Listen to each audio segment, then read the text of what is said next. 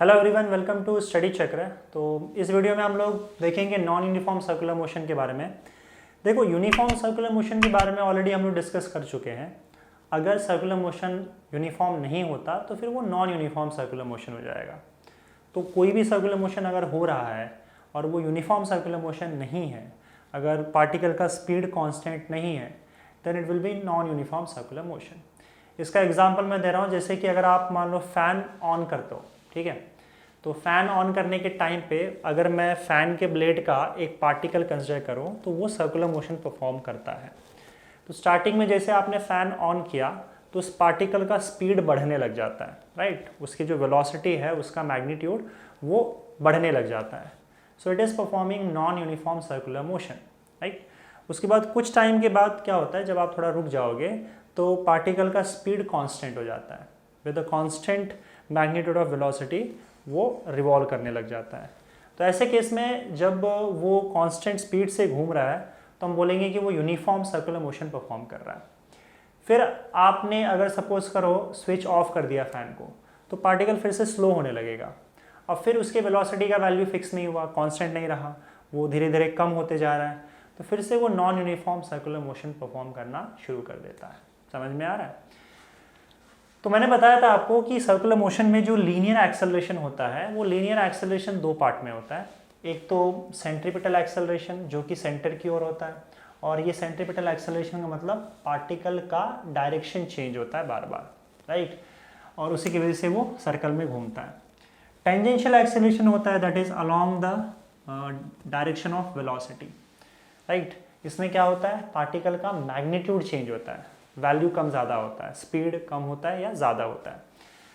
तो यहाँ पे देखो, मैंने बताया था कि जो एक्सेलरेशन है वो कोई फोर्स ही प्रोड्यूस करता है। अगर फोर्स लगेगा तो ही एक्सेलरेशन होगा। तो यहाँ पे जो सेंट्रीपिटल एक्सेलरेशन प्रोवाइड करता है वो होता है सेंट्रीपिटल फोर्स। मतलब अगर मान लो इस डायरेक्शन में एक एक्सेलरेशन हो रहा है, that is nothing but centripetal acceleration. तो सेंट्रीपिटल एक्सेलरेशन हो रहा है इस डायरेक्शन में, इसका मतलब पार्टिकल पर इस डायरेक्शन में एक फोर्स लग रहा है। फोर्स के बिना एक्सेलरेशन नहीं होगा, और ये फोर्स जो सेंटर की ओर लग रहा है वो सेंट्रीपिटल एक्सेलरेशन प्रोड्यूस करता है, और इसको हम लोग सेंट्रीपिटल फोर्स बोलते हैं। समझ में आ रहा है? तो ये फोर्स एक्चुअली में पार्टिकल का सिर्फ डायरेक्शन चेंज करता है हर पॉइंट पे, और वो सर्कल में घूमता है। ये बात ऑलरेडी मैं बता चुका हूँ सेंट्रीपिटल फोर्स में। दूसरी बात ये, हमको ये भी पता है कि अगर वो यूनिफॉर्म सर्कुलर मोशन नहीं है, if it is a non uniform circular motion, तो इसका मतलब उसका स्पीड कांस्टेंट नहीं होता पार्टिकल का, मतलब वेलोसिटी का वैल्यू भी चेंज हो रहा है। अब वेलोसिटी का वैल्यू तब तक चेंज नहीं हो सकता जब तक कि वेलोसिटी के डायरेक्शन में एक फोर्स ना लगे या उसके ऑपोजिट डायरेक्शन में। तो इसका मतलब वेलोसिटी के डायरेक्शन में भी फोर्स लग रहा है, और वेलोसिटी के डायरेक्शन में जो फोर्स लगेगा उसको हम लोग टेंजेंशियल फोर्स बोलते हैं, because it is along the tangent. और ये फोर्स वेलोसिटी के मैग्नीट्यूड को चेंज करता है, राइट। और जो एक्सेलरेशन प्रोड्यूस करता है उसको हम लोग टेंजेंशियल एक्सेलरेशन बोलते हैं। So this force is in the direction of velocity, right. और ये दोनों फोर्सेस काम करते हैं। ये फोर्स इसका मैग्नीट्यूड चेंज करेगा, और ये सेंट्रीपिटल फोर्स इस वेलोसिटी का डायरेक्शन चेंज करेगा, and then there will be circular motion. हर पॉइंट पे ये इस तरह से घूमता जाएगा, स्पीड भी इंक्रीज होगा, और उसके बाद फिर इसका डायरेक्शन भी चेंज होगा। जब आप फैन को स्विच ऑफ कर देते हो, थोड़ा ध्यान देना यहाँ पे, तब वेलोसिटी का मैग्नीट्यूड कम होने लगता है। वेलोसिटी का मैग्नीट्यूड अगर कम हो रहा है, इसका मतलब वेलोसिटी के ऑपोजिट डायरेक्शन में फोर्स लगता है। ऐसे केस में जो टेंजेंशियल फोर्स है, वो वेलोसिटी अगर मान लो इस डायरेक्शन में है तो टेंजेंशियल फोर्स नीचे की ओर लगेगा, मतलब इसके ऑपोजिट डायरेक्शन में लगेगा। और टेंजेंशियल एक्सेलरेशन और टेंजेंशियल फोर्स का जो डायरेक्शन है वो वेलोसिटी के ऑपोजिट में होगा, और ये पार्टिकल के वेलोसिटी के मैग्नीट्यूड को कम करने लगता है, ठीक है। पर खैर फिर भी टेंजेंट के अलॉन्ग ही है, इसलिए इसको हम लोग टेंजेंशियल फोर्स और टेंजेंशियल एक्सेलरेशन बोलते हैं, ओके। अब मैं ये बोल रहा हूँ कि अगर सपोज करो इन दोनों में से इनका वैल्यूज, इनके मैग्नीट्यूड हम लोग देख चुके हैं। अगर मैग्नीट्यूड की बात करूँ मैं, तो देखो डायरेक्शन तो आपको क्लियरली दिख रहा है, तो मैं बार बार डायरेक्शन की बात नहीं करूँगा। सेंट्रीपिटल फोर्स का जो वैल्यू होता है वो होता है m ओमेगा स्क्वायर r, या फिर ये हो सकता है mv² अपॉन r, ये वाला फॉर्मूला। और आप ऐसे भी लिख सकते हो m ओमेगा इंटू v। तो ये सेंट्रीपिटल सेंट्रीपिटल फोर्स के वैल्यूज़ की बात हो गई। सेंट्रीपिटल एक्सेलरेशन आप जानते हो, ठीक है, ये omega square r v square bar omega into b, so omega square r v square by r और ओमेगा इंटू बी, ये ओके। अच्छा, अगर मैं टेंजेंशियल की बात करूँ, और डायरेक्शन आपको पता है हमेशा वो सेंटर की ओर होगा अलॉन्ग द रेडियस। टेंजेंशियल की बात करो तो टेंजेंशियल फोर्स का वैल्यू क्या होगा बताओ।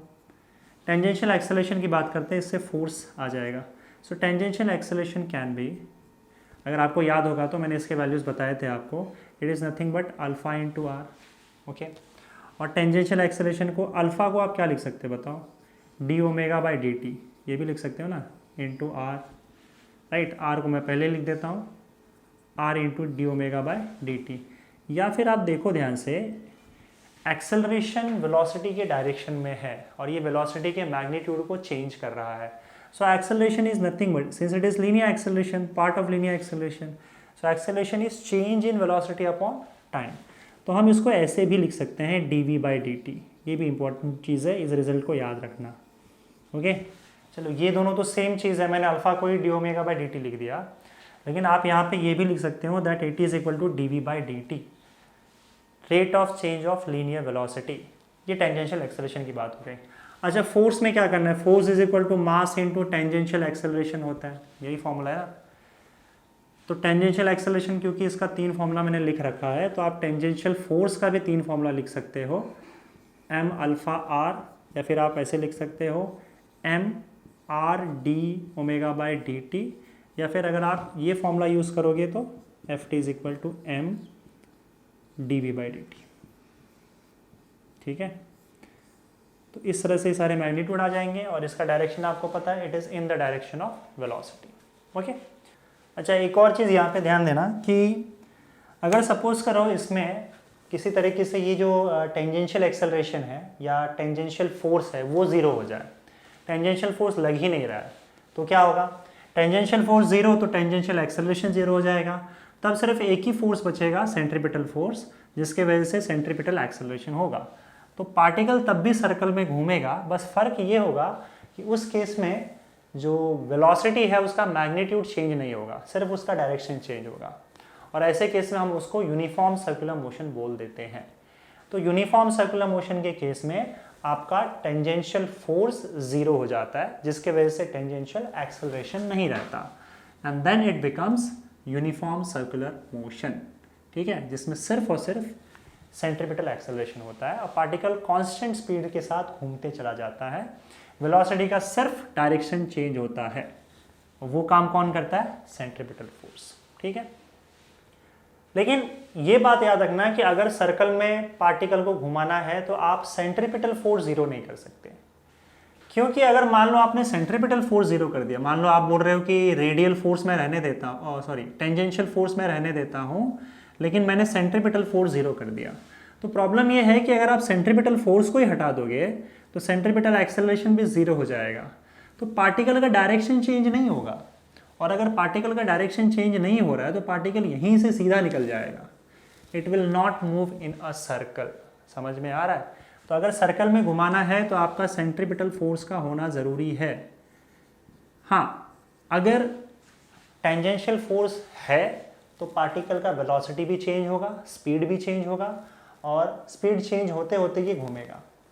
अगर टेंजेंशियल फोर्स नहीं है तो पार्टिकल का स्पीड चेंज नहीं होगा and it will be a uniform circular motion. लेकिन सेंट्रीपिटल फोर्स अगर नहीं हुआ तो पार्टिकल सर्कल में घूमेगा ही नहीं। समझ में आ रही है बात? ये चीज़ थोड़ा ध्यान रखना, ओके। चलो एक काम करते हैं, इस पे एक क्वेश्चन सॉल्व कर लेते हैं। If origin is at centre which of the following is always true for circular motion. ठीक है, यहाँ पे कौन सा रिलेशन सही है ये हम लोग को बताना है, और यहाँ पे आप ध्यान से देखोगे तो सब में डॉट प्रोडक्ट का यूज़ किया हुआ है अलग अलग क्वांटिटीज़ के बीच में। ठीक है, और ये बोला है कि ओरिजिन जो है वो सेंटर पे है सर्कल के, तो अगर सर्कल के सेंटर पे ओरिजिन है तो इसका मतलब अगर हम जो पोजीशन वेक्टर ड्रॉ करेंगे वही आपका रेडियस वेक्टर हो जाएगा। ठीक है, so radius vector is drawn from centre of the circle to the position of the particle on the circumference of the circle. ठीक है, तो ये तो रेडियस वेक्टर है, इसके बारे में ऑलरेडी हम लोग डिस्कस कर चुके हैं। अब देखते हैं इनमें से कौन सा रिलेशन सही है। देखो, डॉट प्रोडक्ट है और यहाँ पे लिखा हुआ है सबका डॉट प्रोडक्ट 0 दिया हुआ है और बताना है हमको कि इसमें से कौन सा सही है हमेशा सर्कुलर मोशन में। तो यहाँ पे ये क्वांटिटीज आप थोड़ा देख सकते हो कि जो भी दो क्वांटिटीज अगर एक दूसरे के परपेंडिकुलर हुए तो उनके बीच का डॉट प्रोडक्ट 0 हो जाएगा। हम लोग को पता है कि अगर सपोज करो A और B के बीच में हम डॉट प्रोडक्ट ले रहे हैं तो उसका वैल्यू आता है magnitude of A multiplied by magnitude of B into cos theta, where theta is the angle between vector A and vector B, right. अगर ये थीटा का वैल्यू 90 डिग्री हो जाए, मतलब वेक्टर A और वेक्टर B अगर एक दूसरे के परपेंडिकुलर हों तो इनके बीच का एंगल 90 डिग्री होगा, तब ये जो डॉट प्रोडक्ट है वो 0 हो जाएगा क्योंकि cos 90 का वैल्यू 0 होता है। सो A dot B will become 0। तो यहाँ पे आपको वही चेक करना पड़ेगा कि कौन से दो क्वांटिटीज़ हैं जो एक दूसरे के परपेंडिकुलर हैं। अगर वो दोनों क्वांटिटीज़ एक दूसरे के परपेंडिकुलर हैं तो फिर वो 0 ही होगा उसका डॉट प्रोडक्ट, राइट।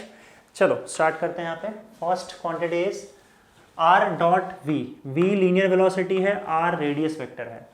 तो मुझे एक बात बताओ, लीनियर वेलोसिटी और रेडियस वेक्टर ये दोनों परपेंडिकुलर होंगे कि नहीं होंगे, वो चेक कर लेते हैं। सी यहाँ पे देखो, रेडियस वेक्टर जो हमेशा होता है वो सर्कल के सेंटर से बाहर की ओर जाता है along the radius. So this is your radius vector. तो रेडियस वेक्टर इस तरह से बाहर आ रहा है और आपका इसी पॉइंट पे अगर मैं लीनियर वेलोसिटी की बात करूँ तो लीनियर वेलोसिटी ऊपर की ओर जा रहा है, राइट, टेंजेंशियली। रेडियस टेंजेंट के परपेंडिकुलर होता है, तो इसका मतलब रेडियस वेक्टर और ये जो वेलोसिटी है इनके बीच का जो एंगल बनेगा वो 90 डिग्री बनेगा। So since radius vector and linear velocity are perpendicular to each other, so dot product will become 0। ठीक है, अगला r dot omega. Okay, r dot omega देख लेते हैं। सी यहाँ पे ओमेगा जो है वो वैसे भी जो जिस प्लेन में सर्कुलर मोशन होता है, एग्जांपल अगर सपोज करो ये प्लेट है, ठीक है, और इस प्लेन में अगर मान लो सर्कुलर मोशन हो रहा है ऐसे, तो हमेशा ओमेगा का जो डायरेक्शन होगा वो सर्कुलर मोशन उस प्लेन के परपेंडिकुलर ही होगा, राइट। तो मैं इसी प्लेन की बात कर रहा हूँ यहाँ पे आप चेक कर लो कि पार्टिकल जो है ऐसे घूम रहे हैं। अगर पार्टिकल इस सेंस में घूमेगा तो एंगुलर वेलोसिटी का डायरेक्शन अपवर्ड्स होगा। तो एंगुलर वेलोसिटी का डायरेक्शन ऊपर है और हमको पता है कि रेडियस वेक्टर इसी प्लेन में होता है जिस प्लेन में सर्कुलर मोशन होता है, और ये अलॉन्ग द रेडियस और सेंटर से दूर जाता है। तो अगर आप एंगल देखोगे तो ओमेगा और आर के बीच का भी एंगल 90 डिग्री हो रहा है। So omega and r they are perpendicular to each other, dot product will become 0। तो ये भी सही है, ये हमेशा होगा ऐसा। R dot a is your linear acceleration, r radius vector. Now say linear acceleration, वहाँ पे टोटल लीनियर एक्सेलरेशन की बात की है। तो हम लोग को ये तो पता है कि आर का डायरेक्शन कहाँ है, सेंटर से बाहर की ओर है, राइट। इस प्लेन में देख लेते हैं, तो ये आर वेक्टर है, तो हम लोग को पता है आर वेक्टर का डायरेक्शन ऐसे है। लेकिन टोटल वेक्टर हम ए की बात करते हैं। टोटल वेक्टर ए कैसे होगा? Total vector a is given by, it is addition of AT plus AC, centripetal acceleration plus tangential acceleration. तो टोटल वेक्टर ए ढूंढना है तो आप दोनों का रिजल्टेंट वेक्टर ढूंढ लो, AC और AT का। तो हम लोग को ये पता है कि AC जो है वो इस डायरेक्शन में है, that is centripetal acceleration. Tangential acceleration velocity के डायरेक्शन में ही होता है, this is nothing but AT। और इसका टोटल वेक्टर आपको ढूंढना है, रिजल्टेंट वेक्टर। तो आप पैरेललोग्राम कंप्लीट करके रिजल्टेंट वेक्टर ढूंढ लो। Now this resultant vector is nothing but vector A, ठीक है। अच्छा, इसमें ये बोला है कि वेक्टर A और वेक्टर R का अगर हम डॉट प्रोडक्ट लेंगे तो क्या हमेशा 0 आएगा? देखो, वेक्टर A इस डायरेक्शन में जा रहा है, आप इसको उठा के अगर यहाँ पे रखोगे तो आपका जो डायरेक्शन होगा वेक्टर A का वो इस डायरेक्शन में है, राइट। और वेक्टर R हम लोग को पता है, यहाँ पे देखो वेक्टर R ये सेंट्रीपिटल एक्सेलरेशन के ऑपोजिट डायरेक्शन में है। तो क्योंकि सेंट्रीपिटल एक्सेलरेशन यहाँ आ रहा है तो रेडियस वेक्टर ऐसे बाहर जा रहा है, तो इनके बीच में एंगल 90 डिग्री तो नहीं बन रहा है, राइट। सो ये दोनों परपेंडिकुलर नहीं है, तो आप जब डॉट प्रोडक्ट लोगे तो कुछ ना कुछ वैल्यू आएगा, 0 नहीं आएगा। सो यहाँ पे R डॉट A इज 0, ये हमेशा सही नहीं होगा, इट इज नॉट ट्रू। आगे बढ़ते हैं, fourth R dot AT। Now tangential acceleration और रेडियस वेक्टर के बीच का एंगल देख लेते हैं। देखो, टेंजेंशियल एक्सेलरेशन वैसे भी वेलोसिटी के डायरेक्शन में ही होता है, and velocity is perpendicular to radius vector. तो रेडियस वेक्टर बाहर जा रहा है इस तरह से, और टेंजेंशियल एक्सेलरेशन हमेशा टेंजेंट के अलॉन्ग होता है, तो फिर से ये दोनों तो परपेंडिकुलर होंगे ही। तो टेंजेंशियल एक्सेलरेशन AT और radius vector they are perpendicular to each other, तो इसका मतलब हमेशा इसका भी डॉट प्रोडक्ट 0 होगा। रेडियस वेक्टर और एक्सेलरेशन, सेंट्रीपिटल एक्सेलरेशन, इनकी क्या कहानी है बताओ। सी रेडियस वेक्टर बाहर की ओर जाता है, उसी डायरेक्शन में सेंट्रीपिटल एक्सेलरेशन अंदर की ओर आता है।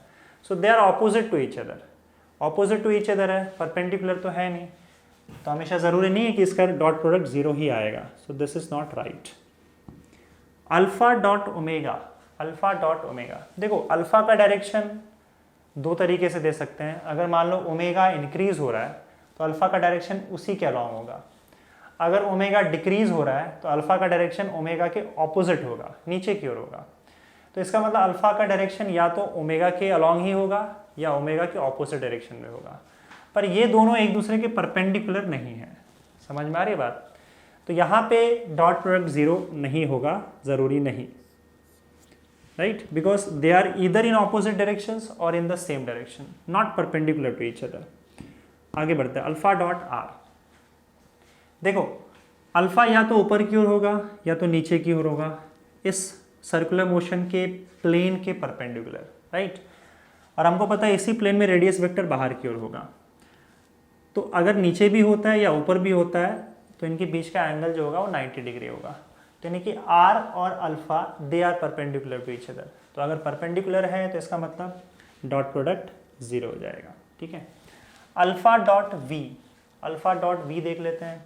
सी अल्फा ऊपर की ओर है, राइट, और अगर मैं इस सर्कल में इस पॉइंट पे कहीं टेंजेंट बनाऊं, this is the direction of your linear velocity, right.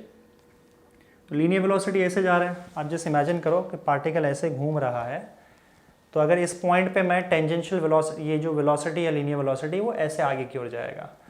तो वेलोसिटी का डायरेक्शन आगे की ओर है और अल्फा या तो ऊपर होगा या तो नीचे होगा। तो दोनों ही केस में अल्फा ऊपर की ओर है और टेंजेंशियल ये लीनियर वेलोसिटी किसी भी पॉइंट पे अगर मैं रखूं, जैसे इस पॉइंट पे मैंने माना, तो वो आगे के डायरेक्शन में होगा। तो आगे के डायरेक्शन में अल्फा ऊपर, दोनों परपेंडिकुलर, या अल्फा नीचे भी होगा तो भी वेलोसिटी के परपेंडिकुलर ही होगा। अच्छा, पार्टिकल अगर घूम के मान लो इस पॉइंट पे आ जाता है तो इस पॉइंट पे उसकी वेलोसिटी अंदर की ओर होगी, पर स्टिल ये डायरेक्शन और ये डायरेक्शन दोनों परपेंडिकुलर ही है। तो पार्टिकल अगर मान लो कहीं भी रहे और उसकी लीनियर वेलोसिटी जो होगी वो हमेशा टेंजेंशियल होगी, तो अल्फा हमेशा उसके परपेंडिकुलर ही होगा, राइट, चाहे पार्टिकल यहाँ रहे, चाहे यहाँ रहे, चाहे यहाँ रहे। So alpha is always perpendicular to velocity, तो डॉट प्रोडक्ट उनका 0 हो जाएगा। समझ में आ रही बात। चाहे आप यहाँ पे ऐसे देख लो कि पार्टिकल अगर मान लो ऐसे घूम रहा है तो अल्फा का डायरेक्शन या तो बाहर की ओर होगा या अंदर की ओर होगा, लेकिन इस प्लेन के तो परपेंडिकुलर होगा, और वेलोसिटी का डायरेक्शन तो इस प्लेन में ही है। तो चाहे पार्टिकल कहीं भी रहे, उसकी लीनियर वेलोसिटी किसी भी पॉइंट पे रहे, वो क्योंकि अल्फा का डायरेक्शन इस प्लेन के परपेंडिकुलर है तो वो लीनियर वेलोसिटी के हमेशा परपेंडिकुलर ही रहेगा। So dot product will be 0, okay. Omega dot v, omega और वी वो देख लेते हैं। देखो वी तो सीधा ऊपर है और ओमेगा इस प्लेन के परपेंडिकुलर है। सो अगेन ओमेगा और वी एक दूसरे के परपेंडिकुलर हो जाएंगे हमेशा। सो dot product will always be 0, ये भी सही है। अल्फा डॉट AT, चलो देख लेते हैं यहाँ पे अल्फा डॉट AT। AT क्या है? AT इस प्लेन में है which is in the direction of velocity. Alpha again plane के परपेंडिकुलर हो गया, तो अल्फा और AT they are perpendicular to each other, so dot product will be 0। Alpha dot AC, ठीक है, AC अंदर की ओर है, अल्फा अगेन प्लेन के परपेंडिकुलर है, तो इस प्लेन में जितने भी वेक्टर्स होंगे अल्फा उसके परपेंडिकुलर ही होगा। Again this expression is also true. In fact अगर मैं ये लिखूं कि alpha dot total angular velocity A, तो ये क्या होगा बताओ? क्या ये भी हमेशा 0 होगा? यस, ये भी 0 होगा, क्योंकि AC और AT इसका आप अगर टोटल एंगुलर वेलोसिटी A निकालो तो A भी इसी प्लेन में ही आएगा ना, A भी सर्कुलर मोशन के प्लेन में ही आएगा, लेकिन अल्फा तो इस प्लेन के ही परपेंडिकुलर है, तो आप इस प्लेन में कितने भी वेक्टर्स बनाओगे हमेशा अल्फा के परपेंडिकुलर ही होगा।